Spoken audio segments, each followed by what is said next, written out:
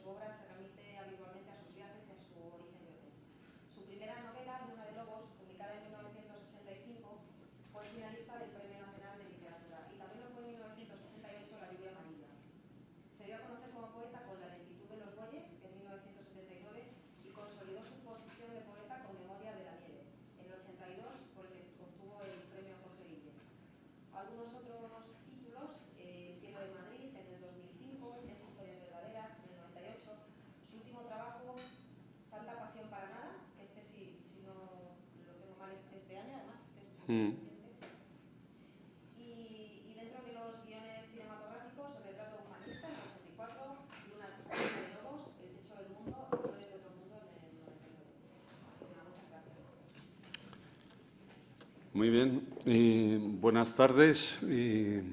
Como decía Cristina, ya no la llevo en cuenta. He venido bastantes veces a Vitoria a hablar de diferentes cosas. La última vez a hablar de la catedral, o no tanto de la catedral de Santa María como las catedrales. Pero antes, a propósito de un libro de viaje que sigo escribiendo, porque estoy con la segunda parte de ese libro que se llama Las Rosas de Piedra, que es un viaje por las catedrales de todo el país, y lógicamente está incluida la Catedral de Santa María, pero también he estado otras veces a lo largo de los últimos 20 o 20 y pico años en Vitoria, hablando sobre todo de literatura, que es a lo que yo me dedico.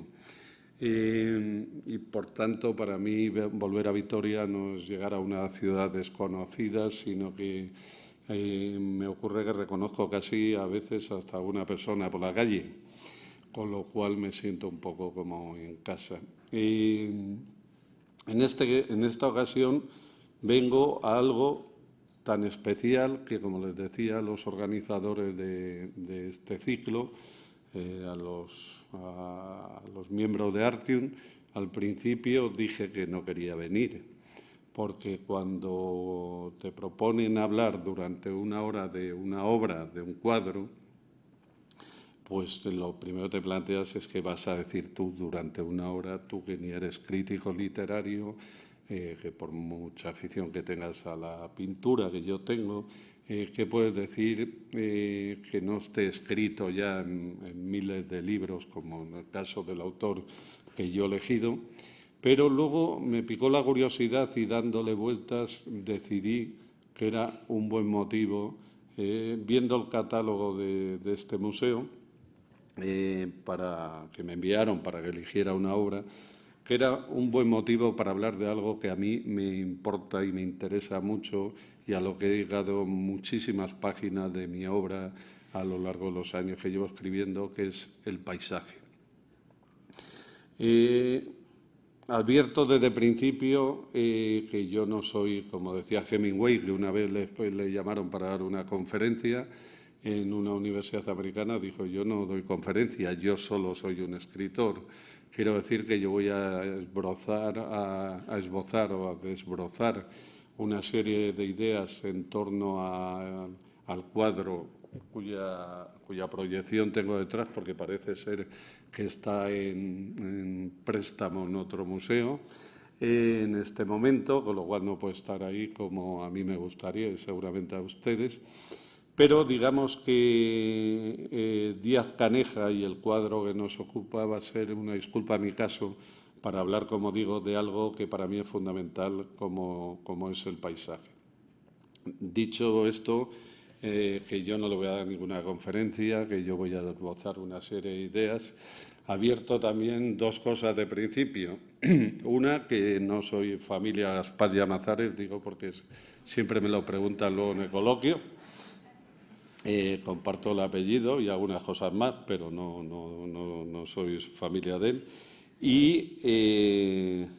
Y la otra es recordar una frase de Groucho Marx, que decía siempre cuando acababa que todo es relativo, incluido lo que acabo de decir.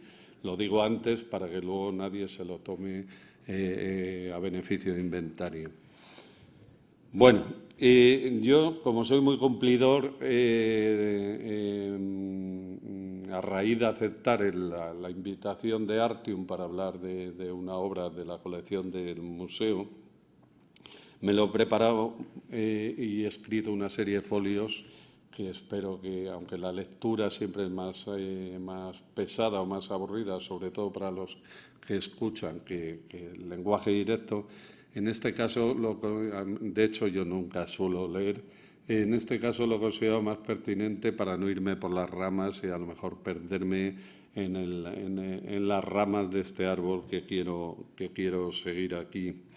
Y bueno, se lo leo y luego comentamos sobre el cuadro Caneja, sobre el paisaje o sobre lo que quieran. El cuadro que yo he elegido,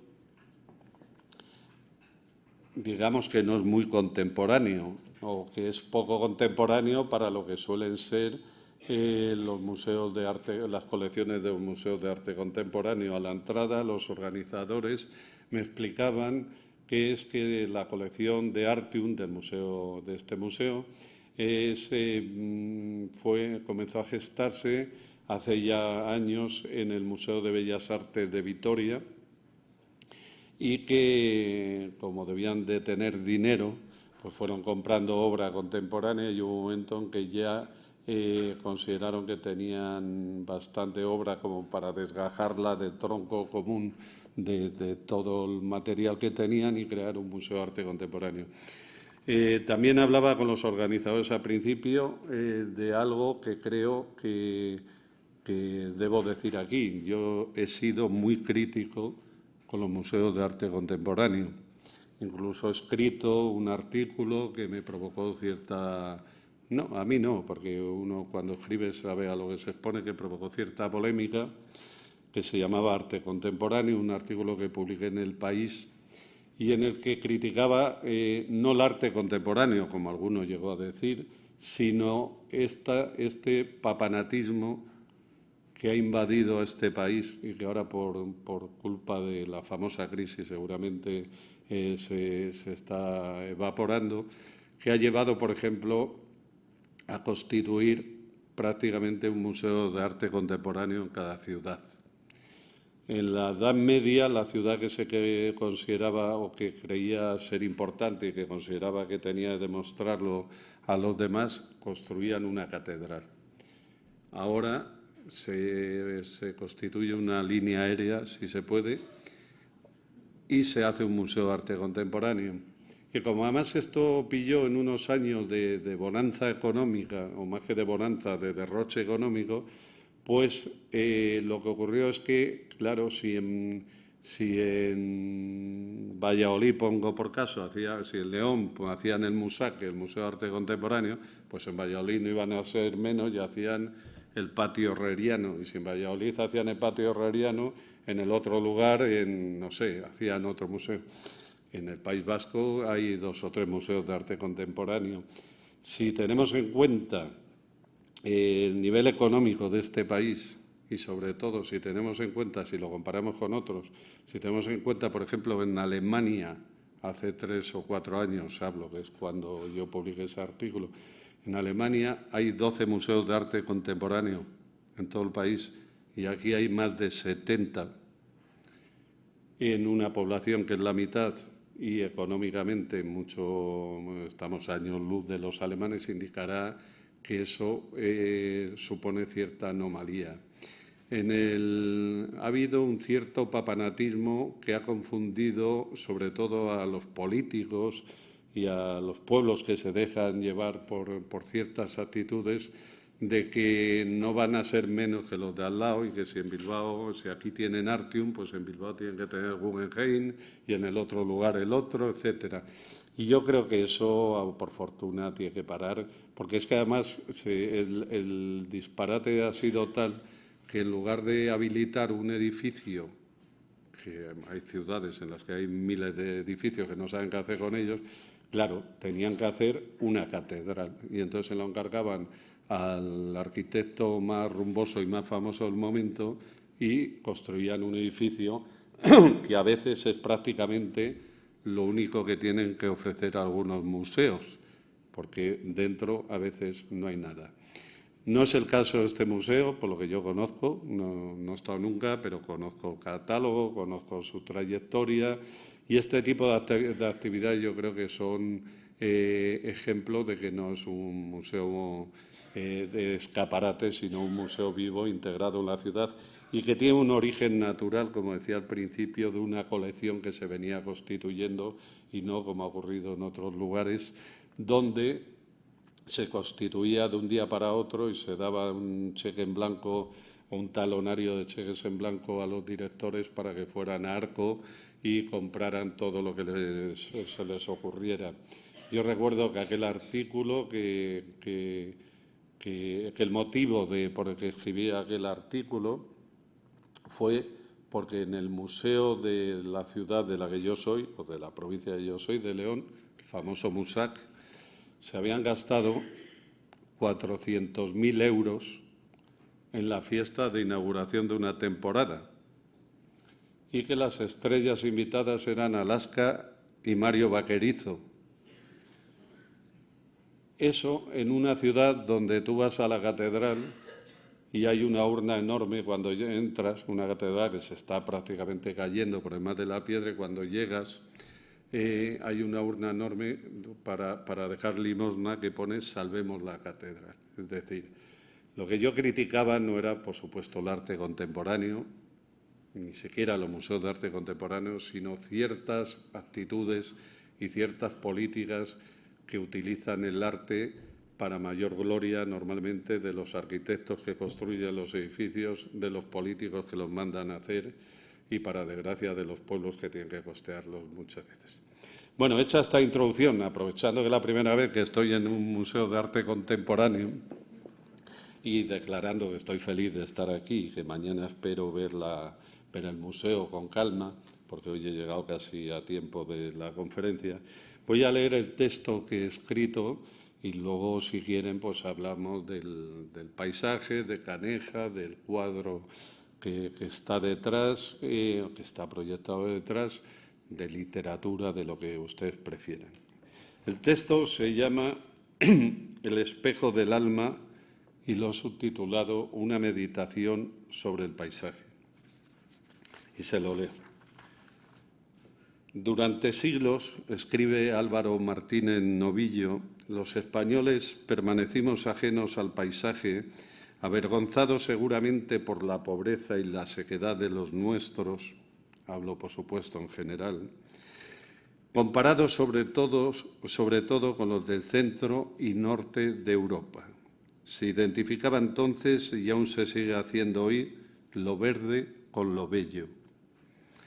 Así que fueron los extranjeros, en especial los viajeros románticos de los siglos XVIII y XIX, que recorrieron nuestro país por diversos motivos, los que nos descubrieron a los españoles, en opinión de Martínez Novillo y de otros estudiosos del arte y la literatura españoles, el pintoresquismo de unos paisajes que, inéditos para ellos, consideraban de una extremada belleza, tanto más acentuada cuanto más alejada estaba de la de sus países de procedencia.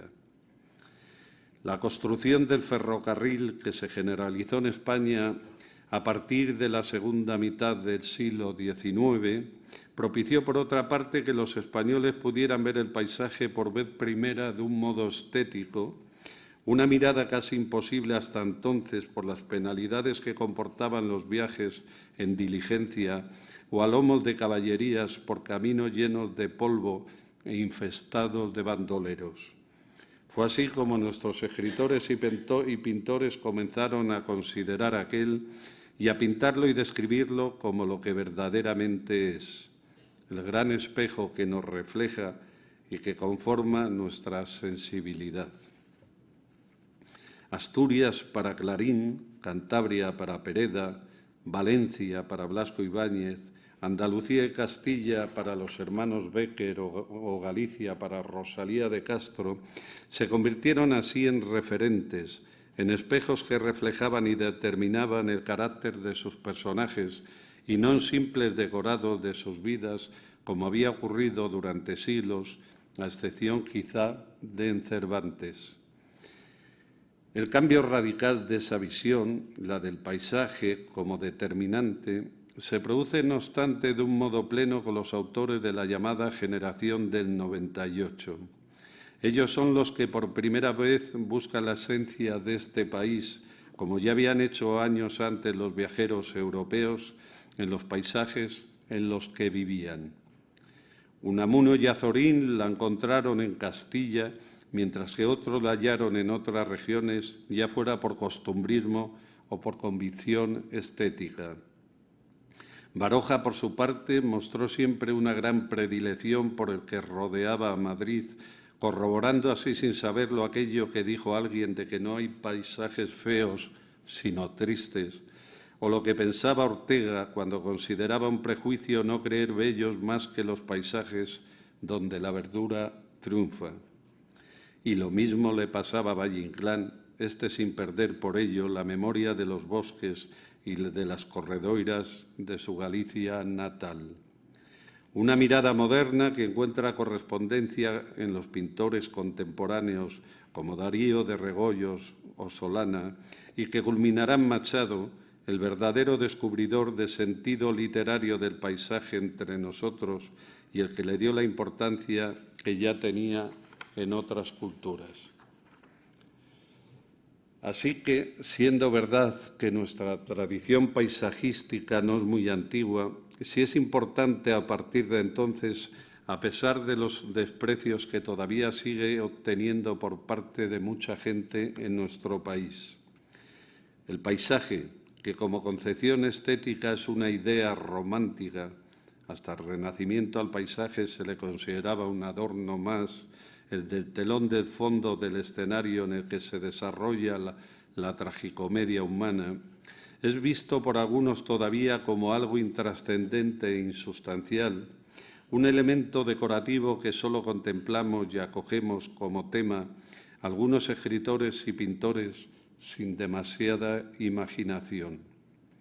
Como si los impresionistas franceses del XIX o los novelistas nórdicos carecieran también de ella, o como si los escritores viajeros españoles, con Camilo José Cela a la cabeza, necesitaran de los paisajes para suplir su falta de fantasía. Desde el romanticismo, la idea del paisaje, que hasta entonces solo era un decorado, el tapiz que completaba las pinturas profanas y religiosas y el escenario teatral, cambió radicalmente, convirtiéndose en un elemento más de estos y no el menos importante ni el menor.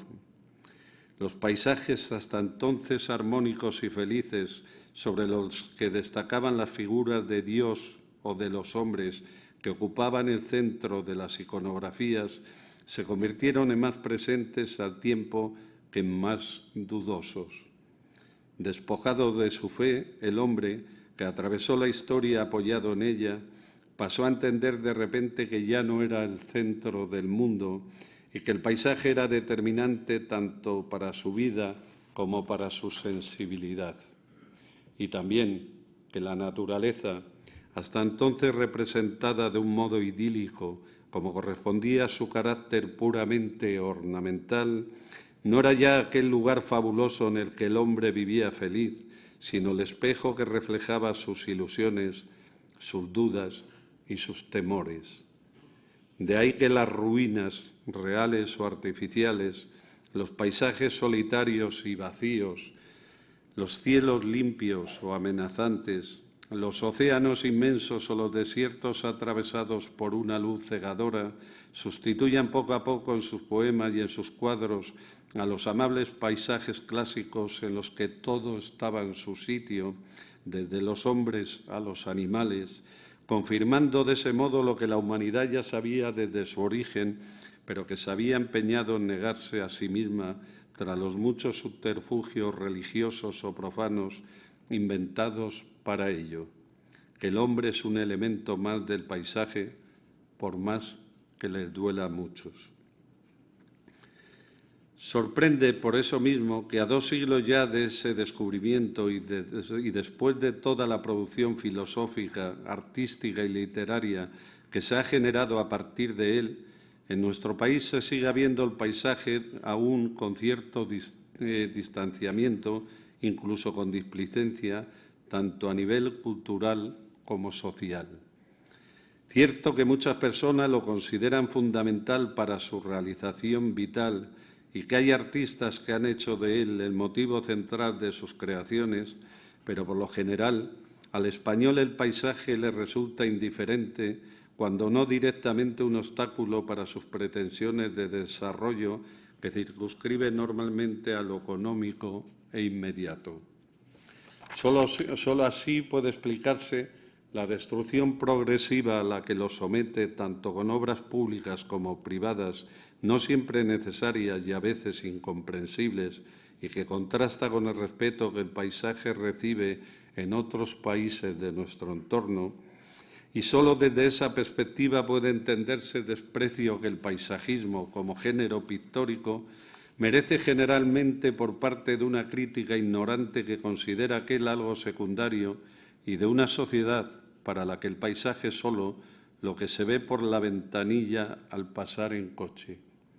De ahí que uno se sorprenda cuando se encuentra con personas para las que el paisaje es algo fundamental, hasta el punto de dedicar a él todos sus desvelos, y de ahí que valore especialmente a los creadores que han hecho del paisaje el eje de su obra y su fuente de inspiración principal.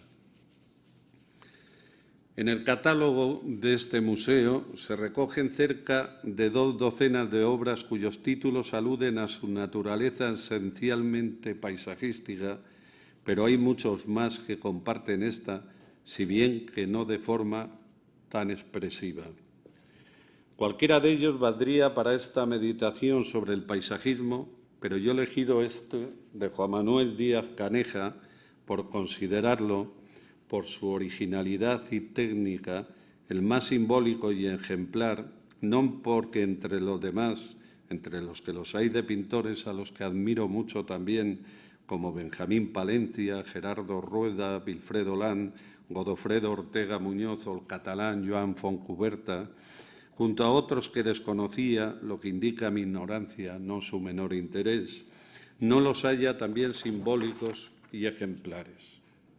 Al revés, cualquiera de ellos serviría para esta meditación, pues todos se corresponden con esa visión estética que considera el paisaje no un artificio decorativo, sino el espejo del alma del pintor.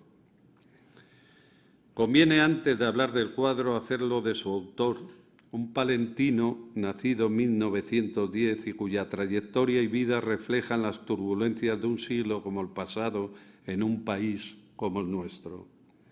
Estudiante de arquitectura, pero enseguida dedicado a la pintura tras estudiar dibujo en Madrid con Daniel Vázquez Díaz, compañero de Lorca, Alberti, Maruja Mayo y otros artistas en la mitificada, en mi opinión en exceso, residencia de estudiantes, combatiente en la Guerra Civil Española en las filas de la República y asiduo de las cárceles franquistas, militante de la CNT y del PC sucesivamente, de este último partido hasta su muerte, Juan Manuel Díaz Caneja, como pintor, pasa por ser el gran paisajista de la última mitad del siglo XX, junto con sus compañeros y amigos Alberto Sánchez y Benjamín Palencia, pintores con los que creó a finales de los años 20 la famosa Escuela de Vallecas, un movimiento de renovación pictórica que tomó su apelativo del popular barrio de Madrid,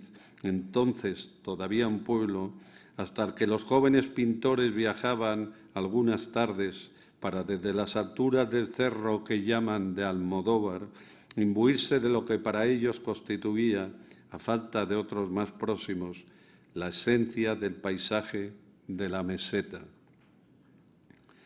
Díaz Caneja, al que los que lo conocieron recuerdan como un hombre adusto y muy silencioso, como si su pintura se hubiera adueñado de él, o al revés, como si su pintura fuera el reflejo exacto de su carácter, se decantó enseguida, tras entrar en contacto en París antes de la guerra con el cubismo, por una visión geométrica del paisaje que en sus últimos años de creación alcanzan prácticamente la categoría de abstracto, como si lo contemplara desde la lejanía o desde la ventanilla figurada de un avión, como yo hoy viniendo de Madrid hacia Bilbao, o como si el paisaje se hubiera convertido para él en una irrealidad, de tanto pintarlo una y otra vez.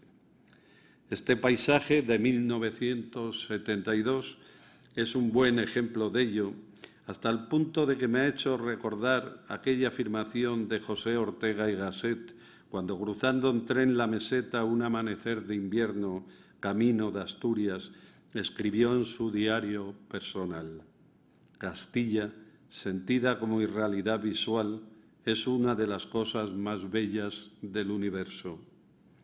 En otra idea más costumbrista, incluida en su libro de viajes y pensamientos, Notas de andar y ver, y heredera, según sus propias palabras, de la experiencia de otro filósofo, el francés Pascal, que de niño reinventó, según parece, al desconocer sus nombres, los de los principios de la ciencia geométrica, Ortega habló de una geometría para uso exclusivo de los castellanos.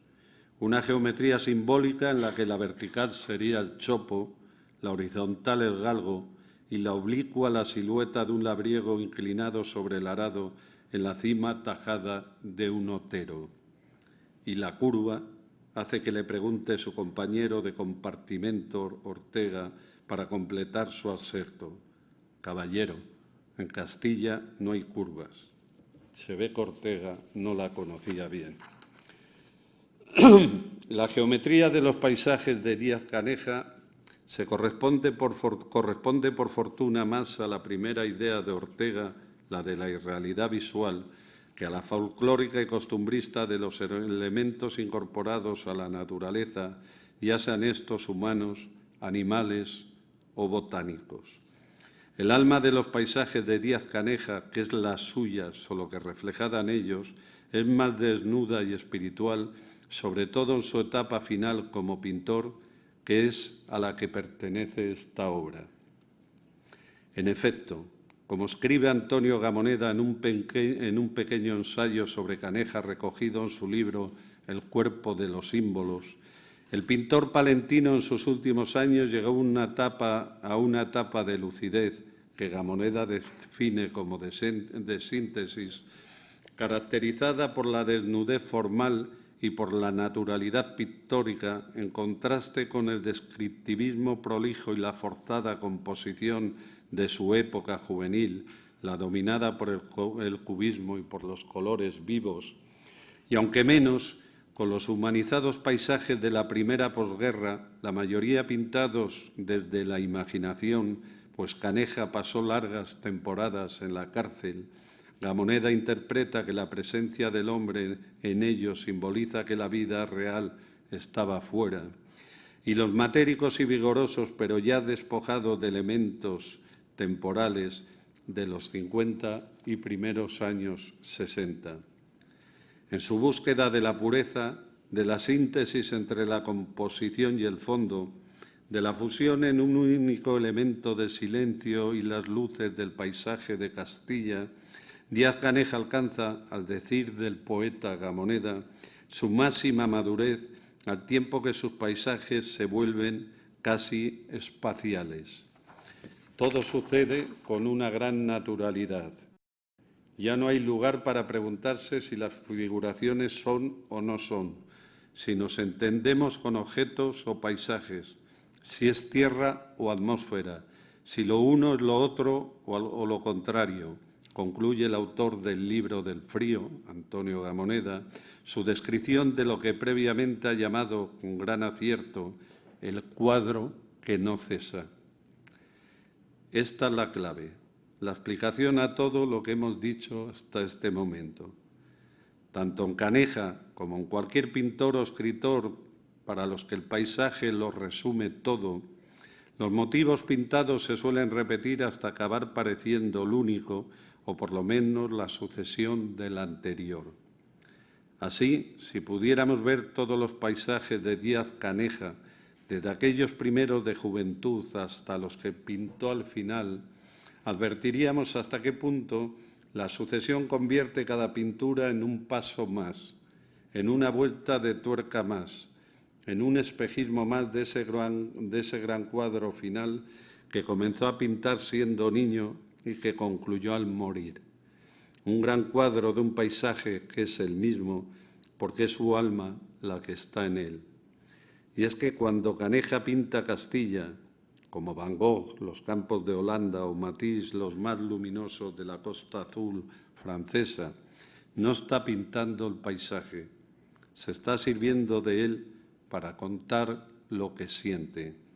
Solo así puede entenderse que el mismo espacio sea tan diferente según sea quien lo pinta o lo describe, incluso que lo sea siendo el pintor el mismo, solo que en distintos momentos de su existencia, como en el caso que nos ocupa ahora. Decía Caneja, en unas declaraciones de las pocas que hizo en su vida, que había empezado a pintar paisajes porque a esto no llegaba la censura. Era una forma humilde de declarar que ni él sabía lo que buscaba al pintar paisajes. No seré yo el que me ponga a ello. Solamente apuntaré para acabar esta reflexión sobre Díaz Caneja y a través de él, del paisaje como género, mi convicción sobre la verdad de dos ideas distintas, pero que confluyen en este autor como me gustaría que confluyeran en mi persona. Una es de Jean Nouget, el filósofo y sociólogo francés, y la otra me pertenece a mí. La de Nouget es muy escueta, pero profunda. Antes de la mirada, el paisaje era solo territorio. La mía es algo más larga y seguramente más prescindible. El paisaje es memoria. Más allá de sus límites, el paisaje sostiene las sombras del pasado, reconstruye recuerdos, proyecta en la mirada las huellas de otro tiempo que solo existe ya en la memoria del viajero o del que simplemente sigue fiel a ese paisaje. O por decirlo con las palabras de otro escritor, el gran paisajista del Ampurdán, Josep Pla, para no acabar con una autocita que puede ser pretencioso, lo que nos diferencia a los hombres del resto de los animales es la capacidad de sentir el paisaje, es decir, de mirarlo con mirada inteligente, que es lo que hizo Caneja toda su vida y por eso habló tan poco. Nada más. Muchas gracias.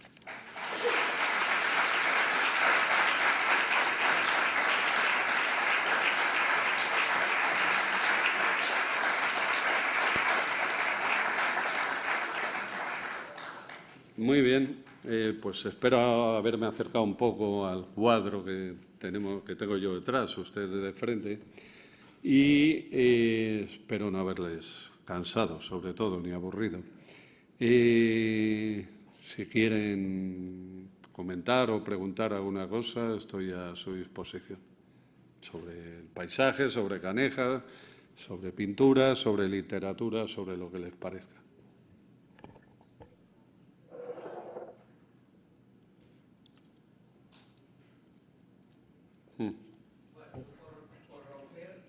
El hielo. No, quería decir que, bueno, me ha gustado mucho lo del tema del tándem sensibilidad y, como soy un profesional de la biología, quería decir una reflexión y es que es nítida. Este cuadro, que yo no conocía, aunque sí al autor de bastante oídas porque he estudiado y he estado muchos años en León, es un mosaico de la ecología, es lo que hemos perdido, sin duda, y es lo que quería decir. Cuando se reivindica el paisaje que hemos perdido, fundamentalmente en Castilla, este cuadro, yo estoy viendo, según me he sentado, he visto inmediatamente abajo lo que podrían ser unos viñedos, tomillares, laderas, seguidamente podría ser un cultivo de cereal, de alfalfa. Más arriba es una zona de pastizal que bordea un río. Arriba tiene una zona oscura que sin duda debe ser algo así como un bosque de ribera. Y más arriba, pues ya lo que sería una zona mucho más montuosa que rompe con el cielo. Esto es lo que hemos perdido, por eso me gusta que el autor se sintiera impactado. No sé de qué año es este cuadro. Del año 1972. Bueno, pues mejor para mí todavía, porque es a partir de los años 70 cuando empiezan las brutales concentraciones parcelarias, cuando se sustituyen los bosques de ribera por las geométricas choperas, etcétera, etcétera. Y bueno, simplemente era una reflexión sobre el cuadro al que no conocía, pero que me ha gustado porque esto es lo que en ecología se llama un mosaico, zonas de ecotono donde está la biodiversidad. Esto es lo que hemos perdido fundamentalmente en gran parte del territorio español. Nada más. Pues, bueno, seguramente tienes razón, pues yo solo había visto manchas. Quiero decir, de todos modos es que el cuadro, al estar proyectado, es mucho más claro. El cuadro es mucho más oscuro, son tierras, los colores típicos de Caneja, de tierras y ocres, pero de verdad que yo no me había parado a mirar yo había visto manchas.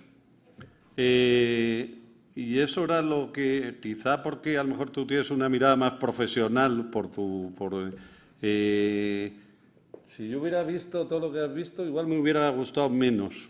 Entiéndeme, no te estoy contradiciendo, sino que simplemente a mí lo que me ha gustado es ese punto en el que lo que está en el que parece que lo que está en el paisaje es el alma del pintor, más que el paisaje en sí. Es decir, ese punto en el que el paisaje deja de ser figurativo y se convierte casi en abstracto.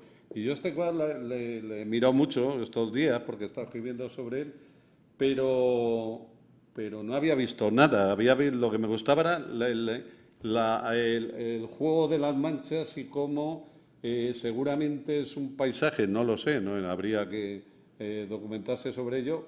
Posiblemente Caneja ni pintó sobre el terreno, a lo mejor lo pintó a través de la imaginación.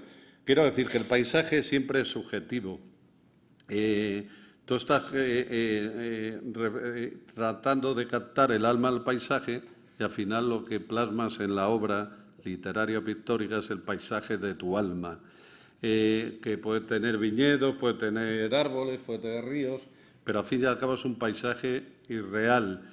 Este paisaje, como decía antes, a mí me recuerda más esa frase de Ortega cuando dice que Castilla, sentida como irrealidad visual, porque yo lo veo como irreal ya visualmente, es una de las cosas más bellas del universo. Por eso te digo que yo, fundamental, ahora que me pongo a mirar y tú me lo dices, pues puedo distinguir distintos tipos, a lo mejor, de cultivos, pero yo lo que veo fundamentalmente son manchas. Y si elegí este cuadro de todos los... En el catálogo del museo hay como 20 cuadros titulados paisaje, y luego hay muchísimos en los que el paisaje es casi el motivo fundamental o predominante. Es precisamente porque de todos los cuadros, casi de todos los paisajes que había en el catálogo, era el más irreal de todos. Había cuadros de pintores, por ejemplo, vascos, que eran ya más costumbristas, más figurativos, pero a mí me gusta en literatura, en pintura y en arte ese punto en el que la realidad se evapora poco a poco y se convierte en una irrealidad artística o literaria y se convierte en otra realidad diferente. Por eso te decía, no por contradecirte, líbreme Dios, que tendrás toda la razón, que yo solo había visto manchas. Y ahora que me lo has dicho, pues he empezado a ver. Sí.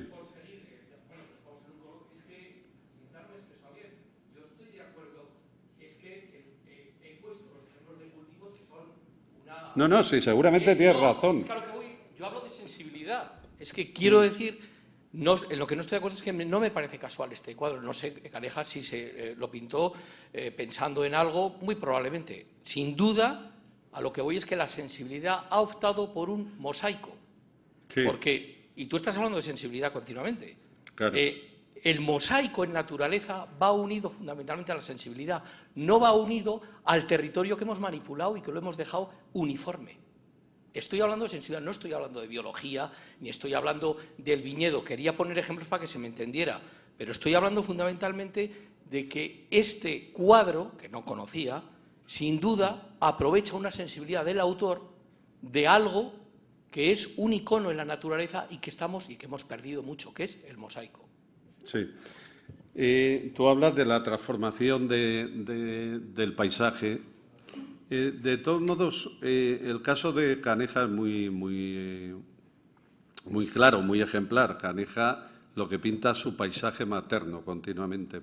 Caneja era palentino, vivió en Madrid toda su vida. Lo que pinta es el paisaje de Castilla. Pero ¿por qué pinta el paisaje? Hay otros pintores que pintan el paisaje del País Vasco, me refiero a paisajistas, o de Cataluña, o de donde sea cada uno. Y a mí me interesan mucho esos pintores que de tanto pintar el paisaje acaban desdibujando el paisaje. Pues era lo que te quería decir, que es el caso de Caneja, porque Caneja pinta su paisaje materno, porque de la misma manera que todos tenemos un idioma materno, que es ese con el que aprendimos a nombrar las cosas, y luego aprendemos otros idiomas, pero ninguno nos expresamos como en ese idioma materno, todos tenemos un paisaje materno que es en el que aprendimos a ver el mundo. Y en ningún país conocemos luego otros paisajes, seguramente más bonitos, más espectaculares, pero en ninguno nos sentiremos tan en armonía o tan en desasosiego, depende de los casos, como en ese paisaje materno en el que aprendimos a ver el mundo. Caneja es el ejemplo claro de pintor, como hay otros escritores, como Miguel Torga en Portugal o Jean Genot en la Provenza, o no sé, o Cunqueiro en Galicia, que siempre permanecieron fieles a un paisaje, porque no por viajar mucho se sabe más, y no porque introducir otros paisajes eres más cosmopolita o más universal. Normalmente los escritores y los pintores más universales es los que pintaban lo que tenían. Monet pintaba el jardín de su casa y así sucesivamente. Cuando tú hablas, pero claro, el paisaje es continua transformación. El paisaje también es la actuación, el paisaje se construye y el paisaje se transforma continuamente. Lo que ocurre, que es lo que tú comentas, es que dices, no, es que el paisaje de Castilla se ha transformado por completo y te produce como cierta nostalgia esa combinación de espacios o de cultivos diferentes que daba lugar a esas manchas.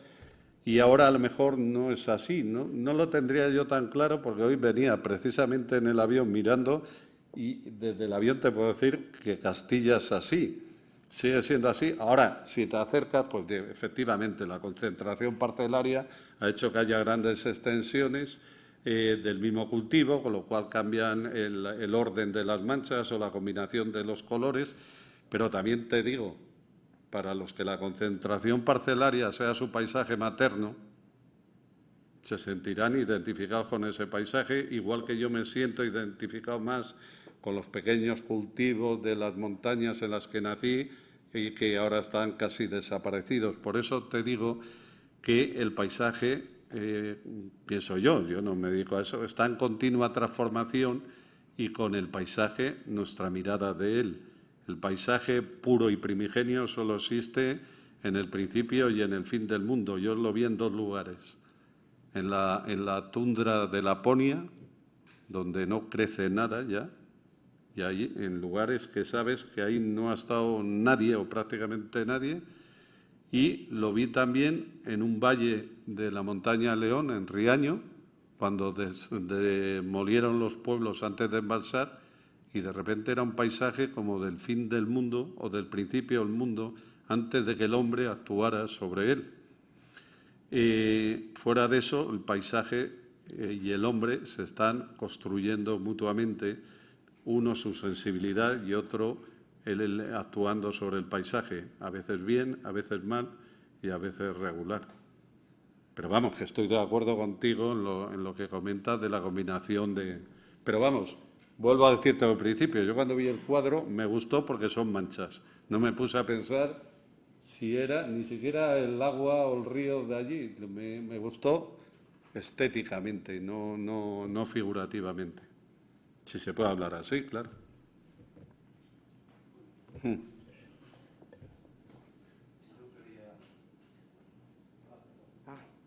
Yo tengo todo preguntas y dudas. Y respuestas, mejor, porque... ¿Eh? Sin duda, bueno. Y yo, desde luego, quizás porque ser de pueblo, sí que nada más ver el paisaje, he visto parcelas. Y me he imaginado, como él, me he imaginado cultivos. Pero creo que eso tiene que ver con el hecho de ser de pueblo. Pero también creo que cuando un paisaje, sobre todo los aldeanos, ven el mismo paisaje, uno, otro día y otro día, se desdibuja. En cierto modo, acaba por desdibujarse. Pueden ir a ciegas a una pieza, como se decía aquí en Araba, a un cultivo. Casi van a ciegas. Van por las campanillos, por las sendas, bueno, pues con una naturalidad que es más que una naturalidad a secas. No sé cómo explicarme. Me resulta difícil, no sé si me entenderéis lo que quiero llegar a decir. Quisiera que me comentaras también, bueno, quizás sea una pregunta, no sé ni si estará bien formulada. ¿De qué factores, no sé, fundamentales dirías que está investido cualquier paisaje, independientemente de que sea un paisaje de secano, un paisaje de montaña, un paisaje costero? Si hay factores así como universales, por así decir, que bueno, que tienen un apego con el hombre, una vinculación. Sí, no sé, diríamos, no sé, algunos, no sé, es que lo de esquematizar es tan pobre y tan tonto, algunos adjetivos o palabras, o sustantivos, bueno, me da igual, con los que lo definiría. Bueno, sobre... Sí. Sobre la primera cuestión de cómo los campesinos desdibujan su mirada al paisaje por el hábito, quiero precisar una cosa, que normalmente cuando hablamos de paisaje, y quizá por la elección del cuadro, siempre pensamos en el paisaje campesino, o en el campo. Tú cuando vas por Vitoria, caminando, vas como los campesinos cuando van a una finca, desdibujas el paisaje de Vitoria, que también es paisaje. Y llega un momento en que si te preguntan, a veces no sabes por qué calles has ido, lo que quiere decir que no te has ido fijando en cada uno de los elementos que integran el paisaje, porque el paisaje no solo es el paisaje rural, es el paisaje urbano, etcétera. Yo creo que ese desdibujamiento, esa especie de abstracción del paisaje, es lo que hace que el paisaje entre en el alma de las personas y acaben condicionando y determinando el carácter de las personas, porque contra lo que la gente cree, como decía en el texto, el paisaje no es el telón de fondo del escenario en el que se desarrolla nuestra vida. El paisaje es un espejo en el que nos reflejamos cada día, y ese reflejo acaba formando parte de nosotros, devolviéndonos nuestra imagen cada día, y eso hace que el paisaje determine el paisaje, que no solo son los elementos geológicos o botánicos, es la climatología, es la abundancia o no de nubes, lluvias, nieblas, sol. Eso acaba conformando el carácter de la gente. Y eso se nota viajando, por ejemplo, por España. Lo que los políticos llaman la pluralidad o no sé qué, yo lo llamaría paisaje, pero paisaje que implica gastronomía, implica lengua, implica muchas cosas, porque la gente acaba integrándose en el paisaje. La cuestión es que el hombre es el único elemento que forma parte del paisaje y a la vez mira al paisaje, o lo mira, como decía Josep Pla, con mirada inteligente. No sabemos cómo lo miran las vacas que están pastando ahí en los prados alrededor de Vitoria, pero no con una mirada inteligente. Y esa abstracción es seguramente lo que se va incorporando a nuestro espíritu, y lo que cuando alguien escribe o pinta o compone música o hace lo que sea, está transmitiendo ese pozo abstracto que ha ido dejando en él la contemplación diaria del paisaje. Y de manera que ese espejo te refleja cada día y va incorporando a ti incluso tus estados de ánimo.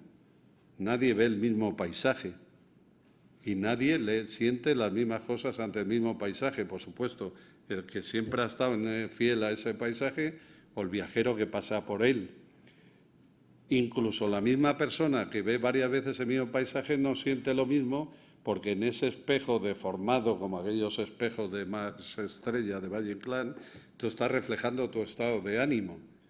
Cuando tú miras un cuadro, no estás viendo el mismo cuadro que yo, porque tú estás, un cuadro es un espejo, hasta tiene la forma de espejo, y tú te estás reflejando en él, y a ti te produce, como un paisaje, unas sensaciones y a otros otra, incluso a ti te produce a veces una sensación y otras otra. Entonces, con la música se entiende mucho mejor. La misma canción que te hizo feliz porque conociste al hombre de tu vida, te hará llorar cuando el hombre de tu vida se vaya con la mujer de tu muerte. Vamos, quiero decir que y es la misma canción, y un día te hará feliz y otro día te pondrá triste. Con los paisajes ocurre exactamente lo mismo. La segunda cuestión, no me acuerdo muy bien, que era la que planteabas.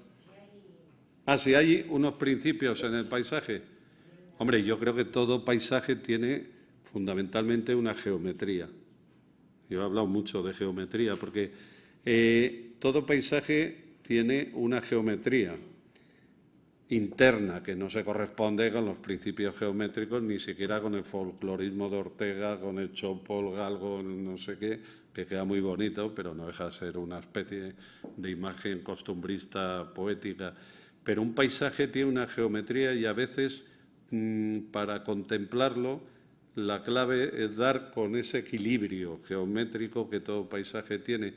A veces la abundancia de conocimiento yo creo que es contraproducente, porque eso que se llama entender el paisaje o entender la pintura. Cuando la gente habla de es que no entiendo este cuadro, es que no hay nada que entender. Yo recuerdo siempre la famosa anécdota de Picasso en una exposición en París, que estaba allá a la puerta de la sala y salía una señora con abrigo de piel, lo cuenta Buñuel en sus memorias, y entonces le preguntó Picasso, ¿qué? ¿Le gustaron mis cuadros? Y dice la señora, sí, pero no los entiendo. Y le dijo Picasso, ¿a usted le gusta el chocolate? Dice, sí. Y dice, ¿y lo entiende? Bueno, pues esto es lo mismo. Ese complejo que han metido a la gente de que dice que yo no entiendo de pintura o de música, no sé qué, si te gusta o no te gusta. Otra cosa es la educación del gusto. Pero los conocimientos muchas veces interfieren la contemplación instintiva y relajada de un paisaje o de un cuadro. Lo peor que para ver un paisaje muchas veces es ir con un geólogo. Claro, porque tú estás viendo un paisaje y te está diciendo si es granítico, si hay un no sé qué de la era terciaria y tal, y dices, déjame en paz, a mí me encanta ver los picos de Europa, pero no me expliques cómo se formó, porque, bueno, puede estar bien, pero a veces los conocimientos, más que ayudar a la contemplación, distraen la contemplación, como pasa con la pintura. Cuando alguien te empieza a decir, viendo este cuadro, tú vas con un crítico de arte y te empieza a explicar la historia de la pintura, hombre, por supuesto, te ayuda a ver el cuadro, pero a veces te estorba, porque un cuadro tú lo que tienes que hacer es dejarte llevar por él. Por lo menos yo pienso así. En esto soy muy bruto o muy primitivo. A mí me gusta dejarme llevar. Y los conocimientos no estorban, pero después o antes, pero no cuando estás viendo la obra. Yo siempre busco instintivamente la geometría de los paisajes, pero cuando hablo de la geometría tendría que hablar mejor de la poesía o de la armonía que rige ese paisaje o del caos de ese paisaje, que es lo que te puede producir una sensación contraria, que es la sensación de desazón, como ocurre con los paisajes violentados, como decía la anterior persona que intervino, o los paisajes turbulentos, etcétera. Pero a mí me interesa esa contemplación despojada y por eso a mí me gusta mucho más la pintura de Caneja, en el caso Caneja final, que la intermedia o la del principio. Mientras menos elementos ajenos al paisaje, mientras menos elementos decorativos o figurativos, me siento mejor ante la obra, porque yo lo que busco es el alma de Caneja, porque para ver una sucesión de cultivos me voy al campo y los veo. Yo lo que busco es la mirada de Caneja, porque, perdón si me alargo mucho, si es que al final es todo muy sencillo. Lo que aportan los pintores a los demás es una mirada diferente, no los argumentos de sus cuadros, porque los argumentos que pintaba Van Gogh, girasoles, unos campos lavandas, un paisaje de no sé qué, y a veces incluso los mismos. ¿Y por qué en su caso emocionan y permanecen en la memoria de la gente y otros pintores pintando exactamente lo mismo no logran que sus cuadros sobrevivan más de un día? Lo que cambia es la pincelada, la geometría interna del cuadro, el estilo, porque los argumentos es lo de menos y pasa igual en literatura, porque la pincelada no es caprichosa ni gratuita, la pincelada es la manera que Van Gogh tiene de ver el mundo, de Van Gogh o Caneja o quien tú quieras. Y esa mirada hace que tú veas por primera vez otro mundo diferente al que tú ves. Y eso es lo que los pintores aportan a los demás. Otra manera de ver la realidad o de sentir la realidad. Los pintores, los escritores, los músicos, etcétera.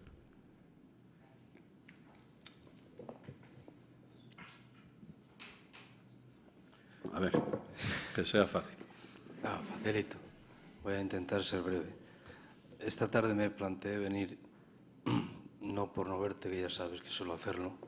Me gusta contactar contigo, como en otras ocasiones que puedo. Pero me planteé porque, bueno, te explicaré. Yo soy, en todas mis presentaciones que hago, suelo criticar mucho. Soy un crítico destructivo sobre lo que estáis hablando, sobre el arte contemporáneo o el arte modernista, como lo queráis denominar. Quiero decir, en principio, que estoy de acuerdo con el introito que has hecho sobre los egoísmos políticos por mantener más capacidad supuestamente ilustrativa en cuanto a los museos. Recuerdo que este museo era para una estación de autobuses y un voto de un electricista se convirtió en un museo que al principio era una absoluta pérdida. Desconozco ahora, no puedo ser crítico. Yo cuando llegué aquí me encontré con un armario lleno de hortalizas, una fregona, pimientos, tomates, cebollas, lejía, etc. Y entonces le pregunté a la chica, pero bueno, ¿esto qué significado tiene? Y luego volveré a lo que el autor pinta y a lo que quiere que entendamos. Me dice, no tengo ni idea, es para lo que los demás creen. Digo, es que eso yo tengo en mi casa. Yo tengo el cuchitril, hablando de Castilla, la alacena, los basares o basales, y había una cantidad de señoras alrededor que me dijo que me gusta lo que dice este señor, y me siguieron como si yo fuera el guía. Digo, no, perdón, la guía es esta señorita, le ruego el mayor respeto, yo he dado una opinión y nada más. No, pero es que está muy bien lo que dice, pues yo esto no entiendo nada. Es un armario lleno de condimentos, del sal, aceite, vinagre y demás. Y parece ser que se titulaba La libertad de la mujer, con una escoba puesta delante. Bueno, partiendo de esos detalles, aparte de un nido colgado en 400 metros cuadrados, que le pregunté a una chica qué era y dice, es que no tengo ni idea, lo he colgado porque he visto un nido. Bien, entonces, yo que soy un crítico destructivo y me gusta separar el arte de la poesía, la que no considero arte, sino una manera superior del alma, y eso lo deberías saber tú, porque tú además hiciste un gran libro, que sigue siendo un gran libro, y que además, lógicamente, que hables del paisaje tienes mucha autoridad en cuanto a la literatura, porque La lluvia amarilla, ¿qué más paisaje describes más hermoso, ¿no?, de los Pirineos, ¿no? Entrando ya, y como no quiero aburrir, porque ya insisto. No, es que soy muy crítico. Si tengo que hablar de este museo sería muy crítico, sería muy negativo. Política y socialmente sé cómo funcionó, sé cómo se comenzó y cómo se ha hablado del museo y demás. Yo al autor no lo conocía.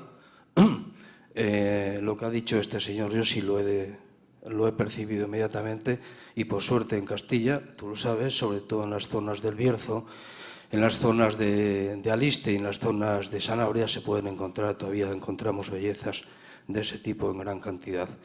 Y en cuanto a los autores que decíais o que preguntaba esta señora algo muy similar, el por qué pintan y te decía, bueno, usted ponías el ejemplo del chocolate, sí, de acuerdo, que los demás piensen lo que quieran, pero a mí lo que me indigna es cuando le pregunto al autor por qué ha creado y dice que no sabe, que es para que los demás creen. Pero no, yo cuando escribo un poema, primero me tiene que venir del alma, me tiene que pasar a la mente y luego a la mano. Eso no es concebible en un artista. Para que los demás piensen lo que crean, me parece estupendo, pero que el propio autor no sabe por qué está haciendo, por qué está escribiendo, por qué está creando, me parece, vamos, indudablemente la casa colgada en el vacío. Nada más. Bueno, estoy a medias de acuerdo contigo. Es que, de todos modos, yo no sé la historia de este museo ni de otros museos. Antes hacía una precisión diciendo que estaba encantado de estar en un museo de arte contemporáneo después de una polémica que desperté por un artículo no sobre el arte contemporáneo, sino sobre ciertas actitudes papanatas de ciertos políticos en torno al arte contemporáneo. El arte contemporáneo no tiene seguramente ninguna culpa de eso.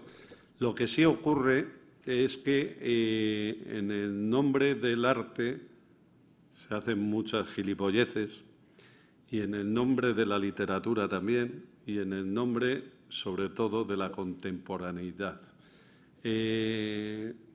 A mí cuando me preguntan por la modernidad y por lo moderno, yo siempre digo que como escritor aspiro a ser un clásico, no un moderno, porque lo moderno no existe, lo contemporáneo de entrada no existe, el presente no existe, existe el pasado y el futuro, porque el presente no existe, porque el futuro cuando llega se convierte en presente y enseguida en pasado. El presente del que estaba hablando hace un segundo ya es pasado y dentro de 5 minutos esto será pasado.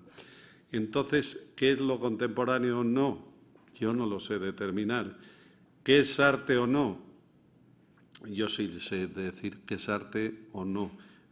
Hay muchos chistes sobre el arte contemporáneo, pues la famosa escultura en un parque de Frankfurt que llegaron los de la basura y se la llevaron pensando que eran unos hierros que había dejado alguien allí. Bueno, son esos tópicos y esos prejuicios sobre el arte contemporáneo. Pero yo sí sé lo que es arte o no es arte, no porque sea más listo que nadie. Para mí, arte es aquello que me emociona, que me produce una emoción, del tipo que sea, de la intensidad que sea. Para mí eso es el arte. Lo demás es literatura en sentido peyorativo. Que te venga un señor, lo que tú dices, de una fregona, no he visto yo la fregona, a lo mejor me hubiera encantado, no lo sé, pero que era como la famosa obra de teatro que se titula precisamente Arte y está en toda la obra en torno a un cuadro en blanco y están todos teorizando allí. Quiero decir que hay muchos prejuicios y muchas bromas en torno al arte.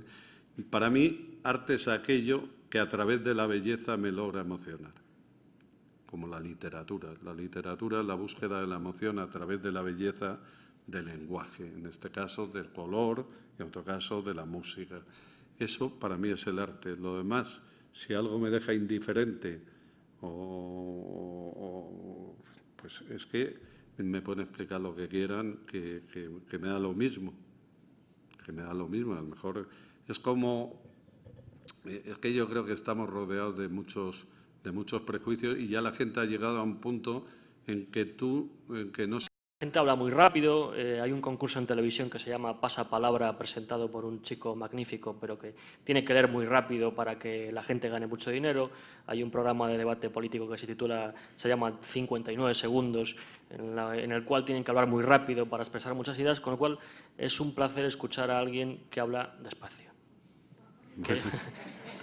Pues muchas gracias. Que yo creo que nos haría falta a todos, incluso y en televisión deberían dar más cancha a este tipo de discursos, ¿no? Que la gente empiece a hablar más despacio. Te diré por qué dejé yo de ir a televisión, aparte de porque ya no hay programas de literatura ni de... yo dejé de ir a la televisión una vez que me llamaron de una televisión que además era Canal Plus, no era Telecinco ni nada de esto, y me advirtieron al principio que hablara, a ser posible, poco de literatura, porque era un programa mayoritariamente jóvenes y a los jóvenes no les interesa la literatura, según decía la chica que me llamó. Y segundo, que no hablara más de 50 segundos seguidos. Y entonces yo le contesté que si no podía, hablaba de literatura, que me dijo, sí, a mí me encanta hablar de otras cosas, pero ya que te impongan de lo que tienes que hablar o lo que no tienes que hablar, y encima que te tarifen el tiempo como si fueras un niño pequeño, como estos que se les esconde el micrófono. Yo no sé cómo pueden ir a un programa así, porque es un insulto ya de entrada. Dice, es que te voy a esconder el... Estamos abducidos por la velocidad. La velocidad es el gran mito de este tiempo y eso ha provocado una sociedad antropológicamente estresada, incluso sin motivo. De hecho, los más estresados en este momento son los jubilados. Tú llamas a... Yo tengo ya cuñados jubilados, incluso un hermano prejubilado, y le llamas y tiene un programa que si un curso de informática, otro de cocina, le llevan de viaje a no sé, como votan y son muchos, le llevan de viaje, le llamas, dice, oye, si te estaba mal, o le vas a ver y dice, no, yo es que me voy el viernes, vuelvo el jueves, que voy a Praga, luego voy no sé qué. Dice, estaba más tranquilo cuando trabajabas en el banco 12 horas al día. Y entonces se crea una sociedad que a la gente la tiene que estar agitando todo el rato y moviendo todo el rato. Y eso lo refleja muy bien la televisión. La televisión sí que es otro espejo del alma o de no sé qué, del alma a la sociedad. Por eso a mí me da miedo el país en el que vivo, porque veo la televisión y me da miedo lo que veo y cómo lo veo. Y lo que ocurre no solo en televisión, sino en todos los lugares, es que de un tiempo para acá, ya lejano, hay un descrédito absoluto de la palabra, paralelo a una entronización y a una sacralización de la imagen. Tú vas a un instituto a hablar a los chicos y te das cuenta de que, claro, son chavales que se criaron viendo la televisión. El primer libro seguramente fue un libro de cómic, los libros que... Y luego la pantalla del ordenador. Y el primer contacto con la lectura, ¿no? Con la literatura, con la lectura, es cuando llegan al instituto. Y entonces la literatura es una asignatura, por lo tanto una obligación, por lo tanto algo que aborrecen. Por eso yo la suprimiría de los programas de enseñanza. Pero es que hay un descrédito de la palabra incluso social. Si tú dices una frase con sujeto, verbo y predicado, no sé cómo se dice ahora, porque cambia todos los años, ya te miran como si fueras un pedante. Antes, y es más, ahora la gente empobrece voluntariamente su lenguaje para no parecer pedante, porque antes estaba bien considerado, la persona se consideraba un signo de riqueza humana o cultural, la persona que tenía riqueza de vocabulario. Ahora la gente la empobrece de propósito para no parecer pedante, porque es que ahora, y no digamos ya entre los jóvenes, lo que se lleva, lo que mola, como dicen ellos, es hablar con 20 palabras. El chaval que más éxito tiene en la discoteca el sábado es que no dice, y si no habla ya, el máximo. Entonces, hay, incluso cuando hablan, yo alguna vez, un día en un instituto les ponía un ejemplo, digo, hablando del empobrecimiento que va en relación inversa al desarrollo económico. Yo creo que en España ha habido un retroceso cultural enorme que ha ido en proporción inversa al desarrollo económico. A mayor poder económico, a mayor nivel educativo, a mayores posibilidades de acceso a todo, ha habido un empobrecimiento que se nota en el lenguaje. Yo les decía a los chicos, digo, hablan mucho mejor un campesino boliviano o la chica que va 2 días a la semana a mi casa, que es dominicana y no sabe leer ni escribir, que cualquier abogado o médico español. Tú le dices a un chaval, ¿cómo? Y además se lo dices y se ríen, pero luego espero que se queden pensando. Dice, yo le decía, a ver, descríbeme un terremoto.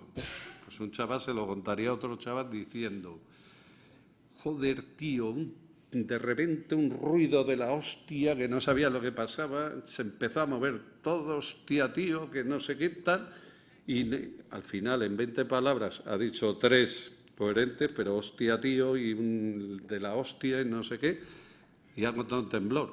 Tú le preguntas a un reportero de televisión, a un campesino de Perú, y dice, de repente se abrió la tierra, yo estaba en el maizal, no sé qué, y habla con un respeto todavía a la palabra y al tiempo de la palabra que tú te referías. Pero claro, en la sociedad en la que vivimos no consiste, primero, consiste en no pensar. Yo estoy a veces en las librerías, me acerco a una librería del aeropuerto o de la estación y yo oigo a mucha gente que dice, dame un libro pero que no sea de pensar. Dice, bueno, claro, porque la gente mayoritariamente ahora lee para no pensar, para evadirse, para entretenerse, que es una función muy noble también, pero no la única en la literatura. Este señor que escribe, o yo, o los que hay ahí, que seguramente habrá más que escribís para hacer sentir y para hacer pensar, aparte de entretener, si entretienes. Entonces, estamos pasando muy mala época y además hay otra cosa todavía peor, que es la malísima educación que hay. Tú ves un debate y aparte del teléfono que se esconde, es que el 80% se lo pasan diciendo, déjame hablar. Y muchas veces son parlamentarios, que se supone que viven en el templo de la palabra, que es parlamento, que viene de palabra. Pero es que ya hay un descrédito de la palabra en el propio Parlamento, cuando lo llevan escrito y el otro, o sea, habla uno, habla Zapatero, por ejemplo, y Rajoy ya lo lleva escrito lo que le va a contestar. Dice, entonces, ¿para qué habla el otro? Si no hay ni diálogo, ni culto a la palabra, ni nada. Y luego ese griterío continuo, porque claro, la televisión, había una instalación una vez, hace muchos años, de un artista contemporáneo, que sería, ahora ya no sé si ya va siendo, un Nae Junpeik, un coreano, y me acuerdo de verlo en Madrid, y era una especie de huerto solar con una luz artificial que eran como girasoles, pero que eran televisores, que pasaban la misma película continuamente y era como que los televisores se retroalimentaban de la luz que ellos mismos y de las imágenes que ellos mismos emitían. Es que la televisión no solo refleja el país, sino que lo retroalimenta en ese estrés, en ese empobrecimiento lingüístico y en esa tensión, porque lo que la gente ha olvidado es que cuando te escucha no es cuando gritas, cuando te escuchan es cuando bajas la voz. Normalmente si hay un grupo y uno empieza a hablar en voz baja con otro, todo el mundo dice, ¿qué dices? ¿Qué dices? O cuando yo era pequeño y empezaba un viejo a contar historias de maquis o lo que fuera y bajaba la voz porque era prohibido, todo el mundo presta mucha más atención. Pero claro, ahora tú bajas la voz y te pasan por encima, porque están todos como locos por a acumular la palabra. Lo que ha producido es que sea muy raro encontrar, por ejemplo, en televisión, ver a gente que tú quieras escuchar. ¿Por qué? Porque la gente que hace de la palabra su medio de expresión no tiene sitio en ese medio. Es que ese medio ha borrado la palabra. Y entonces, de hecho, tú llevas a un pensador, el que sea, o a un... Tú llevas a Ferlosio a televisión y los otros igual le dan limosna, porque irá con zapatillas y se pondrá a elaborar un pensamiento. Yo he llegado a ver a un presentador de televisión entrevistando a Gustavo Bueno, el filósofo, el catedrático de filosofía Oviedo. Dice, le preguntó, pues, era algo sobre el Papa. ¿Por qué solo puede haber un Papa? ¿O por qué no, sobre la... ¿Cómo se llama esta potestad del Papa de cuando dice algo es cátedra, es la infalibilidad del Papa? Y dice, ¿qué piensa usted de la infalibilidad del Papa? Y dice, contésteme, por favor, en un minuto. Dice Ferlosio, hombre, lleva la Iglesia 2000 años, pues le voy a contestar yo en un minuto, ¿no? Pues a este absurdo hemos llegado. O sea que te agradezco mucho el elogio de la palabra y del tiempo de la palabra. No, yo creo que te lo agradezco yo y todos, pero bueno, siguiendo con lo que te estaba comentando, yo sí que veo ciertas ventanitas de luz también en televisión, por ejemplo. Hace poco echaba en un programa fantástico que hablaba, además, era puro paisaje, presentado de forma magistral por Imanol Arias y ¿cómo se llama este otro actor? Juan Echanove. Además, un trabajo envidiable, porque recorrían España comiendo y bebiendo. Lo vi una vez, que era un trabajo durísimo. Sí, durísimo. Pero lo que te quería preguntar es, como te digo, yo trato de ver ventanitas de luz, ¿no? Y sobre todo la fe en el hombre, ¿no? Y muchas veces, a mí me gustan mucho las catedrales, y muchas veces cuando tengo oportunidad me meto en una catedral y salgo reconfortado porque se ve que la esencia del hombre, su capacidad creativa, nos puede salvar de todos los males, ¿no? Entonces, yo veo en ti, te descubrí hace muchos años con la lluvia amarilla y veo en ti a veces cierta crítica constante hacia todo lo que nos rodea, que por otra parte no deja de ser así, desgraciadamente, pero sí veo que, corrígeme si me equivoco, y esa es la cuestión, si buscas precisamente esa fe en el hombre, por ejemplo, con este libro, Las rosas de piedra, en la cual te metes en esas construcciones magníficas, las catedrales, que reflejan y que muestran ese potencial creativo en una época muy determinada, pero que ahí está, ¿no? Y si en el fondo de tu proceso creativo guardas y atesoras y tienes ese impulso de pensar, bueno, pues el hombre al final saldrá de todo este atolladero en el que la sociedad contemporánea nos tiene a todos atrapados, si tienes esa fe, esa esperanza, si eso se lee entre líneas en tu obra. Y nada más, y simplemente un apunte. Yo coincido con el compañero, con otro chico, la crítica nunca debe ser destructiva. La crítica, si el arte es sentimiento y el arte es emoción, se puede criticar, pero no casa bien la palabra destrucción con lo que es el arte y la crítica, nada más. Bueno, gracias. Bueno, muy rápidamente, sobre mi fe en el hombre, cada vez tengo menos. Y cada vez que pongo la televisión o veo las elecciones o tal, cada vez tengo menos fe en la gente. Yo creo que el gran problema de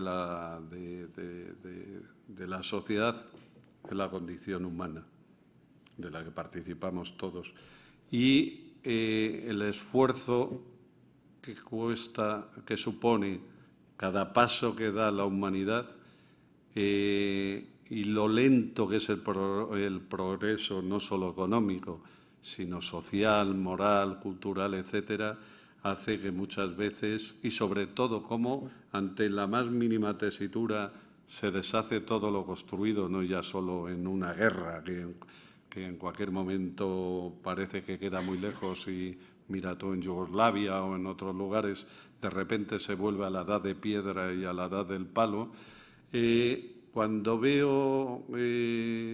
Cuando voy viviendo, cada vez tengo, como decía Machado, más dudas y menos certezas, y cada vez soy más, no pesimista, sino más consciente de que el mundo no tiene remedio. Porque los que no tenemos remedio somos nosotros en general. ¿Qué es lo que hago luego? Vivir con la gente que me parece que tiene más remedio, que merece más la pena, pero cada vez vivo más aislado socialmente, cada vez escribo menos, digamos, en prensa, cada vez aparezco menos, porque cada vez desconfío más de la capacidad, no de la palabra, sino de la capacidad de poder transmitir lo que tú piensas a los demás y de que eso llegue. Y, de hecho, hace poco, repasando un día, leyendo una crítica, alguien que ponía mis títulos en fila, indica que no soy precisamente muy optimista, porque uno se titula Nadie escucha, el otro Tanta pasión para nada, En mitad de ninguna parte, El río lo olvido. Digamos que no soy precisamente muy optimista. Lo que pasa es que como mi lado, digamos, más oscuro lo vuelco en los libros, al final eso me permite vivir mejor, porque no hay que olvidar que la literatura tiene un componente terapéutico. Yo siempre digo a los lectores, así en broma, en algún coloquio, digo, vosotros pagáis por lo mismo que yo cobro. Tú vas al psiquiatra y le cuentas tu vida y te cobra el psiquiatra. Yo te cuento la mía y te cobro yo encima. Entonces, algo hay de eso, Pero digamos que, pese a que mi desconfianza, y sobre todo cuando ves que de repente se tira por tierra ciertas conquistas, etcétera, que tú creías que ya indiscutibles, y cuando ves que tienes que seguir demostrando, intentando demostrar lo que parece evidente, pero ya sabéis lo que decía Darrema, que lo más difícil de demostrar es lo evidente, pues eso hace que te produzca cierto escepticismo y cierto desasosiego. Pero ya digo, yo lo vuelco en los libros seguramente, y eso permite que en mi vida cotidiana pueda vivir mejor. O sea que fe cada vez menos, esperanza tampoco y caridad toda. Bueno, muchísimas gracias.